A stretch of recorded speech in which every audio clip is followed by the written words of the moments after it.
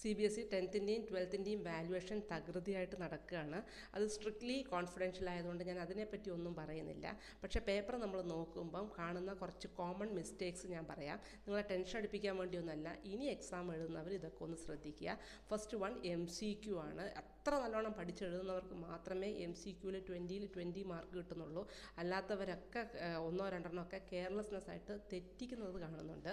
രണ്ടാമത്തെ കാര്യം writing the ഫോമുലയാണ്. For example നിങ്ങൾക്ക് സോഡിയം ക്ലോറൈഡിൻ്റെ ഫോമുല അറിയാം NaCl എന്ന്. പക്ഷേ അവിടെ എഴുതി വരുമ്പോൾ അത് NaCl2 ആണ്. അതുപോലെ തന്നെ ബേക്കിംഗ് സോഡയുടെ ഒരു ക്വസ്റ്റ്യൻ ഉണ്ടായിരുന്നു. അതിൽ NaHCO3 ആണ് ആൻസർ. പക്ഷേ പലരും CaHCO3 എഴുതിയിട്ടുണ്ട്. എനിക്ക് തോന്നുന്നു ഇതൊക്കെ ആ ഒരു എക്സാം ടൈമിലെ ടെൻഷൻ കൊണ്ട് തെറ്റിക്കണമെന്ന്. അതുപോലെ കോപ്പർ സൾഫേറ്റിൻ്റെ ഫോമുല CuSO4 ആണ്.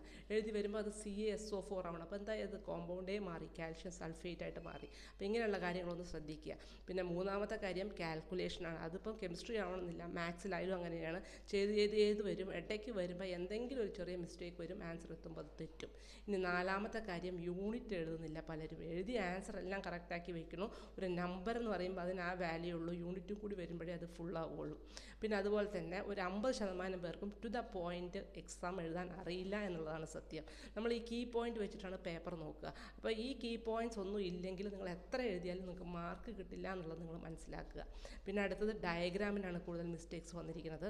ഫോർ എക്സാമ്പിൾ ആ ആംഗിൾ ഓഫ് ഇൻസിഡൻസിൻ്റെ ഒക്കെ ഒരു ക്വസ്റ്റ്യൻ ഉണ്ടായിരുന്നില്ലേ, ആംഗിൾ കറക്റ്റായിട്ട് കാണിക്കണം. അതുപോലെ തന്നെ ആരോസ് കറക്റ്റായിട്ട് കാണിക്കണം. അതുപോലെ തന്നെ പിന്നെ ഡിസ്പേർഷൻ കഴിഞ്ഞിട്ട് ടുവേർഡ്സ് ദ നോർമൽ അല്ലെങ്കിൽ എവേ ഫ്രം ദ നോർമൽ ആ ഒരു ഇത് അതുപോലെ കറക്റ്റായിട്ട് വരയ്ക്കണം. അപ്പോൾ ഇങ്ങനെയുള്ള ചെറിയ ചെറിയ കാര്യങ്ങൾ നിങ്ങൾ മിസ്റ്റേക്ക് വരുത്തി എന്ത് പറ്റുന്നറിയോ, അല്ലെങ്കിൽ ഒരു മാർക്ക് വീതം പോയിട്ട് നിങ്ങൾ എക്സ്പെക്റ്റ് ചെയ്യുന്നതിനേക്കാളും കുറവ് മാർക്കായിരിക്കും നിങ്ങൾക്ക് കിട്ടുക. അപ്പോൾ അതൊക്കെ ഒന്ന് ശ്രദ്ധിക്കുക. Thank you.